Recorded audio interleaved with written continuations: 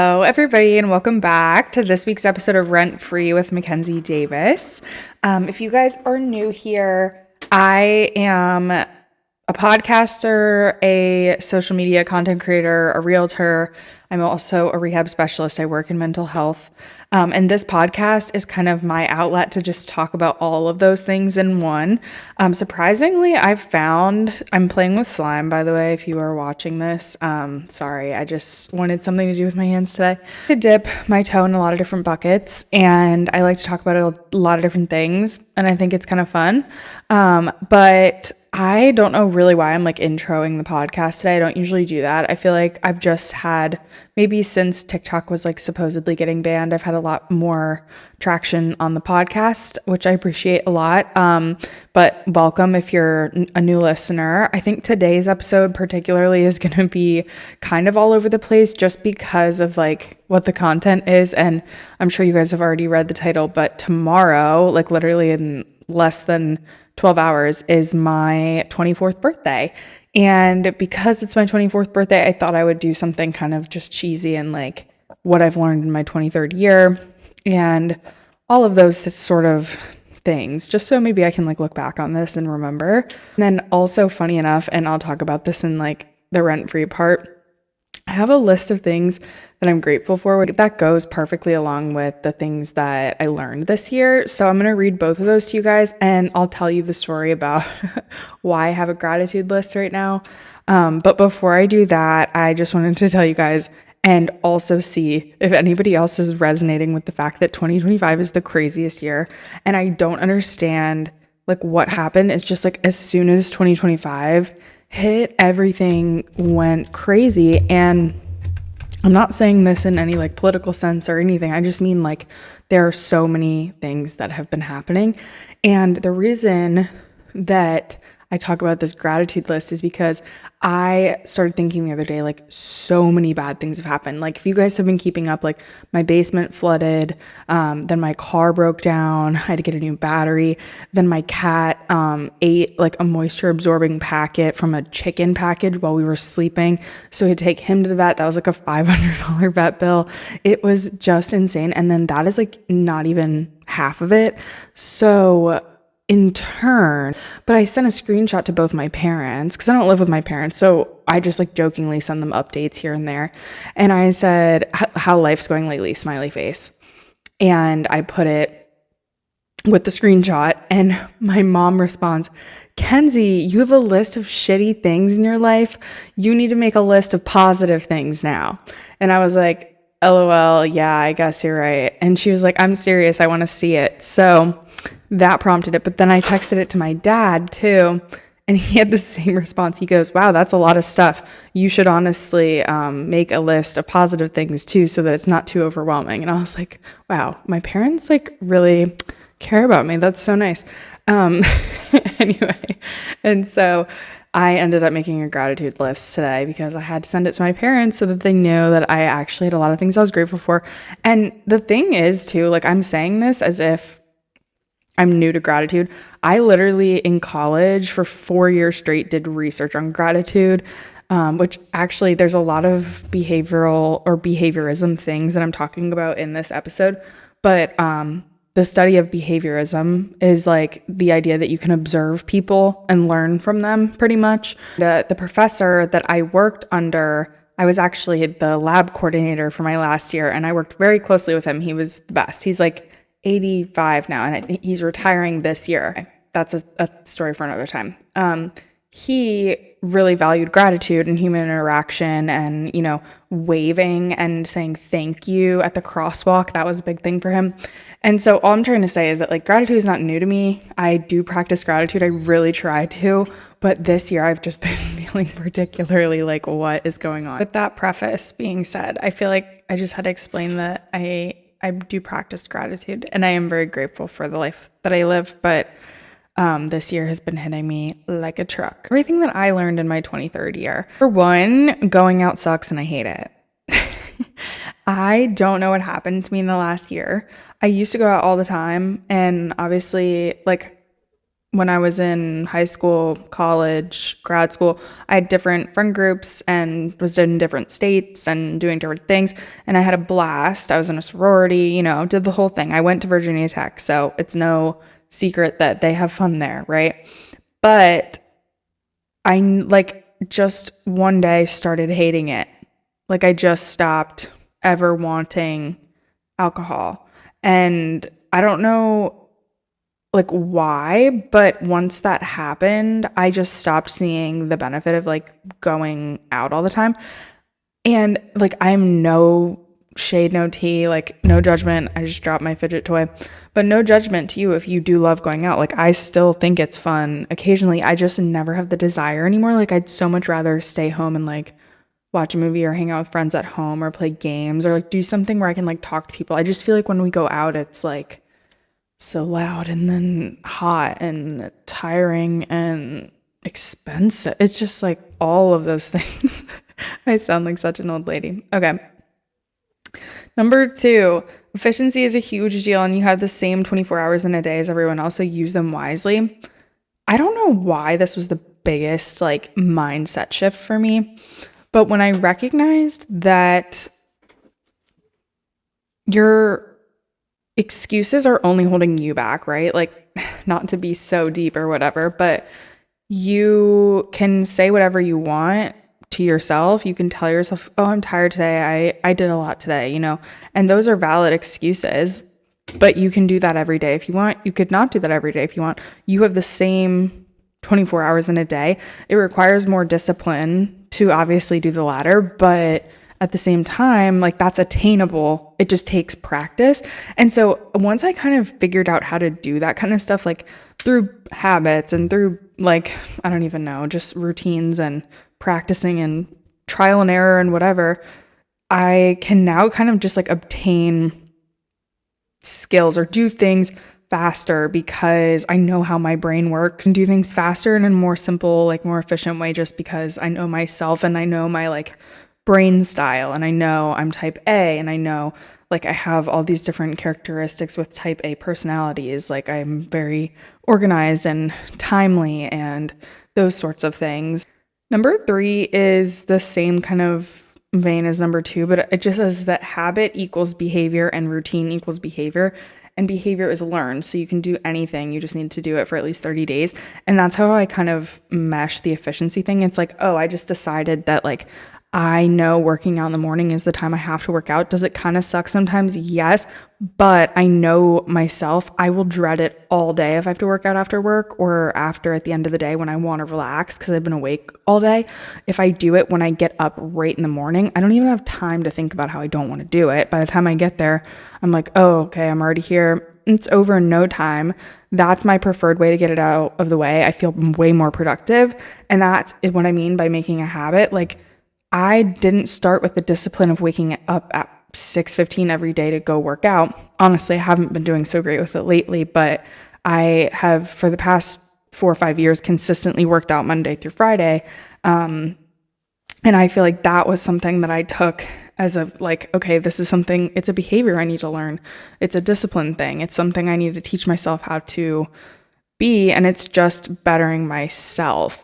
And that thought alone kind of made me be damn, did my frontal lobe just develop? Because I feel I just understand myself a lot more and I understand how to do life a lot more. So that was just a really random one. Number 4 is that sacrifices are small right now and they get bigger as you get older and have more responsibility. So it's actually important to take risks. And I gave an example of me with real estate right now. And I just kind of have been thinking a lot, I guess, more as I get older about the responsibilities that you acquire as you age and what changes over time. And when you're in your 20s, and I feel very, again, grateful for this, but I have a lot of resources to kind of explore and do what I want to do because of the situation I put myself into. I work a few jobs, I do a lot of work, and I've built up my businesses to a point where it pays off well, and again, grateful for that, but it allows me to explore all these different avenues. And that's something that I don't think you have as much freedom to do as you get older. Now, correct me if I'm wrong, because like when you retire, you can do things, and when you're older, you have more money and like more stability. So that's like a factor too. But I just feel like right now you can kind of get away with more, like you're young and people just forgive you for trying things and doing things and failing and trying again and all of that stuff. So why not take advantage of that time period in your life? Yeah, that's something else I've been trying to focus on, like just doing it. Like, let's just see what happens. If it doesn't work, it doesn't work, but like at least we tried. So number 5 is do more of what you love, question mark, question mark, question mark. Why is this so hard? Like, stop scrolling on your phone and create something, do a craft, organize and clean, anything else. And my Pinterest board will reflect this, because I've been trying to be so creative lately, like not intentionally. I just like have had this spark of like wanting to create things. So like, for example, on Saturday for my birthday, I didn't want to go out again, because remember, number 1 is going out sucks and I hate it. But I wanted to go to like brunch or lunch or something with friends, maybe have a mimosa or two. That's all I need. And then come back and we're going to do painting tote bags.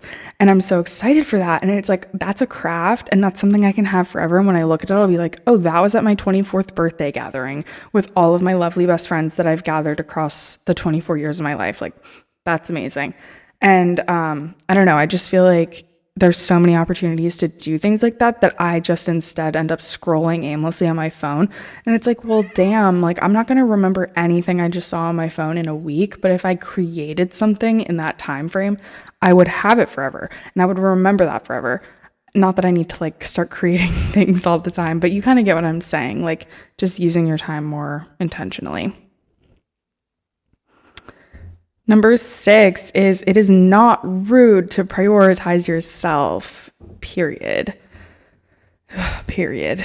It is so tough for me to like really truly do this and not believe that it's not rude. And it is definitely part of like just my brain. I don't know why I do that, but it's so hard. Like I make this joke all the time. Like I would rather sacrifice so much than like make someone else embarrassed, make someone else feel weird, make them upset, hurt their feelings, whatever the negative emotion. And that all ties into like the joke I make about like, please don't perceive me, like whether it's good or bad, I don't want to know. But I genuinely like, here's an example. My brother's girlfriend, when they had just started kind of dating, this is honestly like pretty recent, but she and I were both wearing leather jackets at Christmas. And she put mine on when she left by accident, obviously. And I noticed as soon as she walked over to me. Did I say anything? No, I didn't. And then as soon as her and my brother left, I said, hey, so she's wearing my jacket. And my grandpa and my mom were like, why didn't you say anything? And I'm like, you guys don't understand. Like, I would just rather like not make her uncomfortable, because then I don't want her to be like, oh my God, I'm so sorry. Like, I just don't want to even have to have that interaction. And so I'd just rather her keep the jacket. And that is something I'm trying to do less of this year. And just trying to like understand that it's not rude to say, hey, you're wearing my jacket. It's actually just stating a fact. And that's something you can say to someone when they're actually wearing your jacket. So yeah, that's a work in progress, but I definitely have been working on it. I guess that's what it means when it's a work in progress, Mackenzie. I'm really good at words today, if you couldn't tell. Number 7 is no thank you is a complete sentence.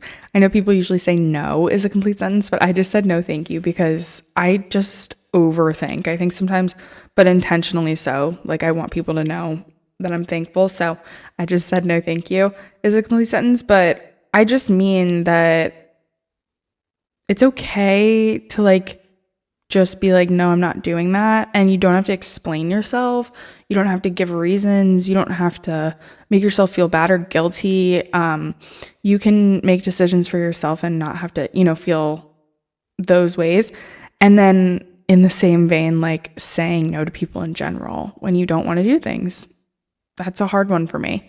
Like I tend to overcommit because I just want to make everybody happy. And like, of course I want to see everybody too, but it's just like kind of stretching myself too thin sometimes, I think. Moving on. Number 9, you're allowed to relax. Money doesn't define you and neither does productivity. I mean, this is something I've been really able to let go of since grad school ended, I think, because like for the first time in my life this year, I have not had a report card. I have not had grades. I haven't had tests and exams and papers and things to write and get observed and graded on, because obviously I went through all of my education. I went right from high school to college. I graduated college early, went right to grad school, and then now I'm here. So it's different to be in the working world where you don't have big check marks that signify you're doing your job right. I think that's part of the reason by being a therapist was hard for me, because it wasn't like an approval situation. Not that I need approval, but it just wasn't. I never knew if I was doing the right thing, and I was new at it and I wanted to know that I was doing the right thing. It's so convoluted. But anyway, I think that just overall recognizing like you can have a day to relax, you can have a few days to relax, you can do whatever you want as long as your bills are paid, you're happy, your boyfriend's happy, your cats are happy, your family's happy. Like there's nothing left to do, and that's okay. Like you can not finish your to-do list and you can still survive. And so that's kind of where I'm trying to like pull my focus, especially if I make myself feel guilty for not getting a lot of stuff done. 10 is it will work out with a million exclamation points. OMG, it will. I said this one because I was like reflecting on this past summer, because a big chunk of my year I spent in a depressive episode. Like from July until like October, I was very depressed. And it was, I talked about this last time too, but it was because of my OCD and like all of the things going on with my job and whatever. But it was really just weird, and I felt so hopeless, and I know that that's a symptom of depression. Like obviously that is literally part of the DSM criteria for depression is hopelessness, loneliness, things like that.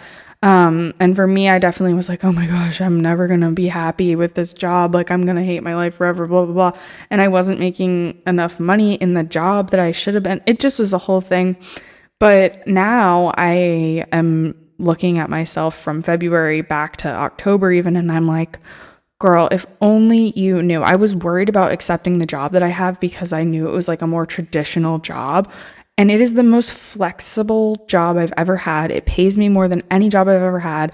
I just got a promotion, all these things, like, and if I could have just seen a glimpse of this, like of what's going on now, for the summer, I think I would have felt so much better.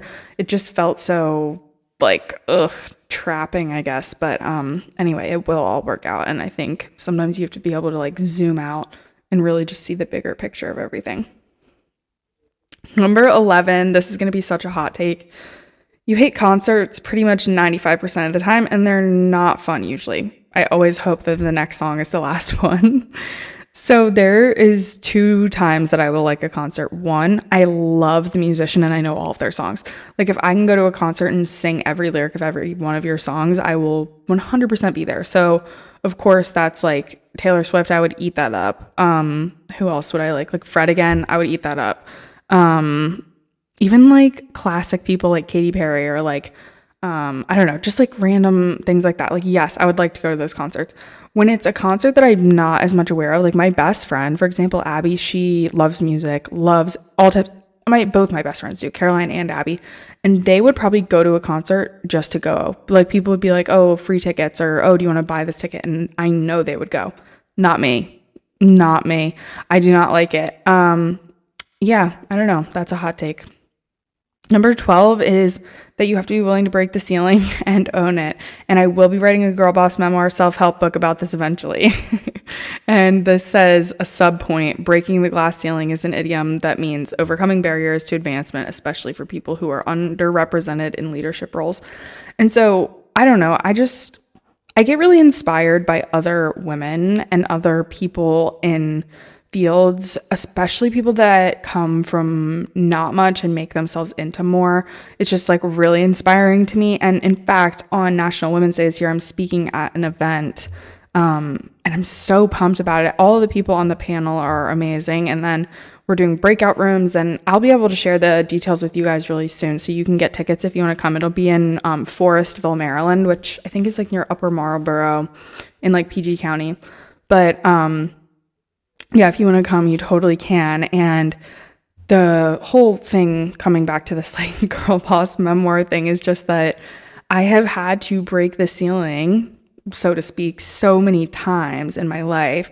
And I could tell you so many stories, stories that are just like uncomfortable to share. I mean, even like my most recent job, like I had to go to HR for like simply wearing an off the shoulder top that my mom and I worked at the same job. Like I was her assistant basically.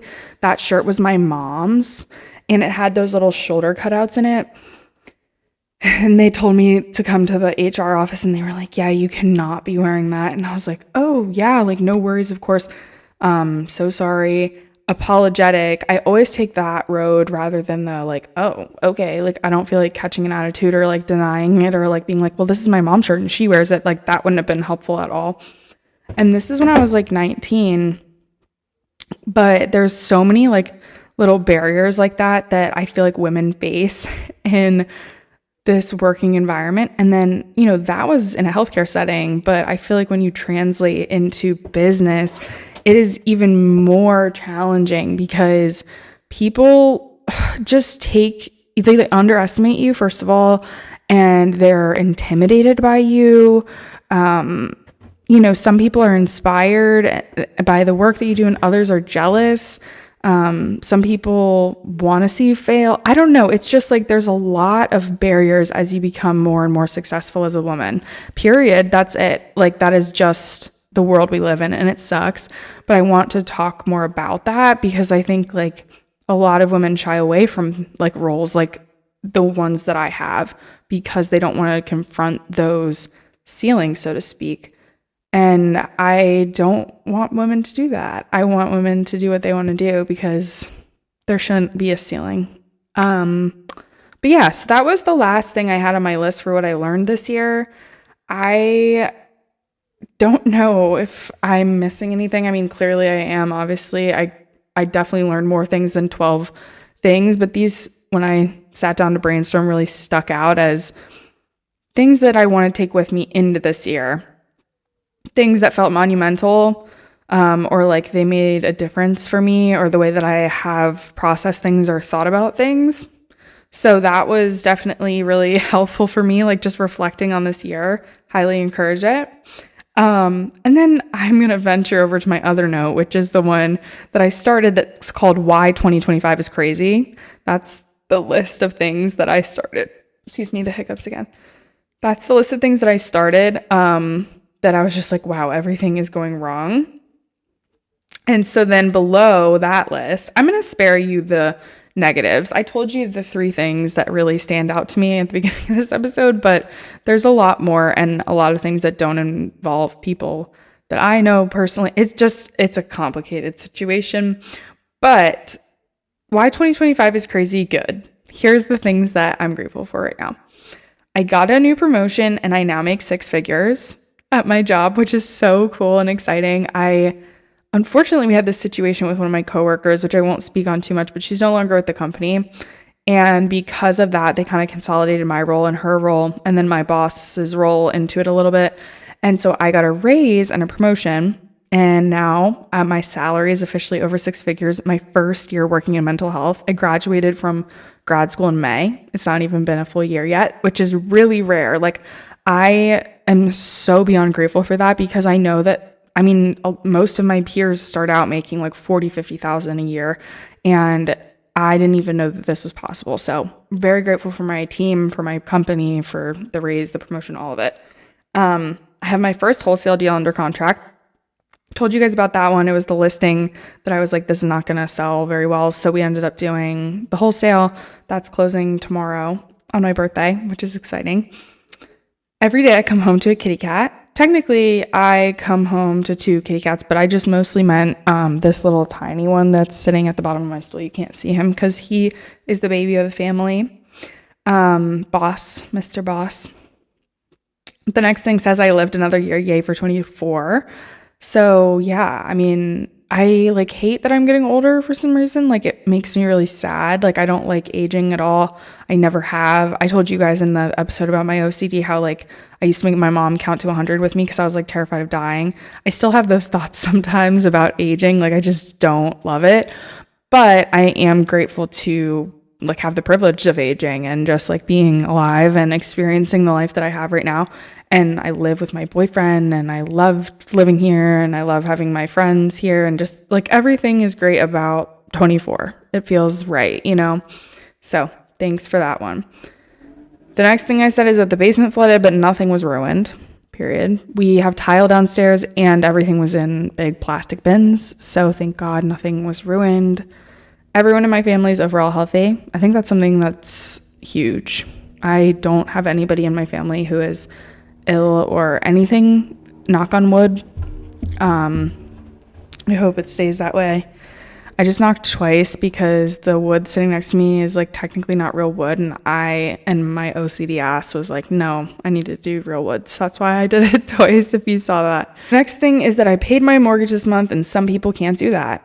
I think that's, I said think. I think that's something I take for granted, to be completely honest. Really am grateful that like my bills are paid and that I am liking the job I have and that, you know, I have supplemental income sources. It's just, I feel very grateful for that. Lily's coming to visit in less than a month. That's one of my best friends from high school. She moved to Mississippi when we were seniors, I believe. And she is coming up here to visit me and my best friend, which I'm so excited about. I haven't seen her in a while. So I was bridesmaid in her wedding. She's one of my like sisters. That I was given off for my birthday so I can do whatever all day, like get brunch with my mom. So my boss told me that, yeah, I just didn't have to come in tomorrow, which is really nice. I was like, thanks. So I worked extra hard the past few days to like make sure I was getting stuff done. All my friends are coming over for my birthday. I already told you guys that one. And then I also get to see my grandparents this weekend for my birthday, which is always a plus.